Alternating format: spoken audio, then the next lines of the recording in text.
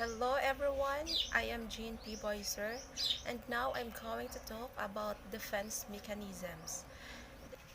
Defense mechanisms are behaviors people use to separate themselves from unpleasant events, actions, or thoughts. These psychological strategies may help people put distance between themselves and threats or unwanted feelings, such as guilt or shame. The idea of defense mechanisms comes from psychoanalytic theory, a psychological perspective of personality that sees personality as the interaction between three components: the ID, ego, and superego. First proposed by Sigmund Freud, this theory has evolved over time and contains the behaviors, like defense mechanisms, are not under a person's conscious control. In fact, most people do them without realizing the strategy they are using. Defense mechanisms are a normal, natural part of psychological development. Identifying which type you and your loved ones, even your co-workers, use can help you in future conversations and encounters. In most cases, these psychological responses are not under a person's conscious control. That means you don't decide what you do when you do it. Here are a few common defense mechanisms. First is denial. Denial is one of the most common defense mechanisms.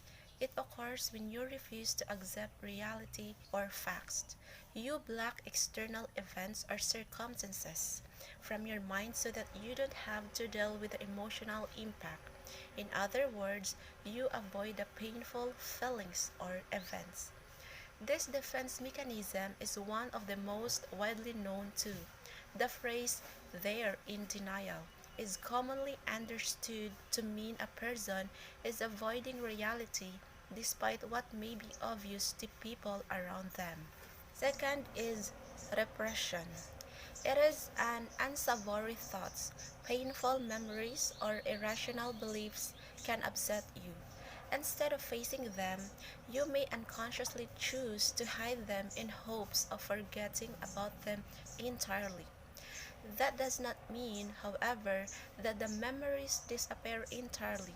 They may influence behaviors and they may impact future relationships. You just may not realize the impact this defense mechanism is having. The third one is projection. Some thoughts or feelings you have about another person may make you uncomfortable. If you project those feelings, you're misattributing them to the other person. For example, you may dislike your new coworker, but instead of accepting that, you choose to tell yourself that they dislike you. You see in their actions the things you wish you could do or say. The fourth one is displacement. It means you direct strong emotions and frustrations toward a person or object that doesn't feel threatening.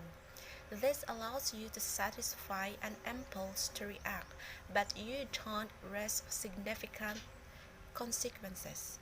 A good example of this defense mechanism is getting angry at your child or spouse because you had a bad day at work. Neither of these people is the target of your strong emotions, but reacting to them is like a less problematic than reacting to your boss. The last one is regression. Some people who feel threatened or anxious may unconsciously escape to an earlier stage of development. This type of defense mechanism may be most obvious in young children. If they experience trauma or loss, they may suddenly act as if they are younger again. They may even begin wetting the bed or sucking their thumb. Adults can regress too.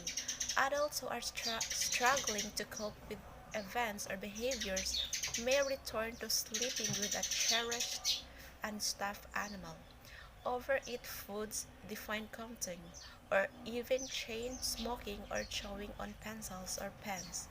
They may also avoid everyday activities because they feel overwhelmed. overwhelming.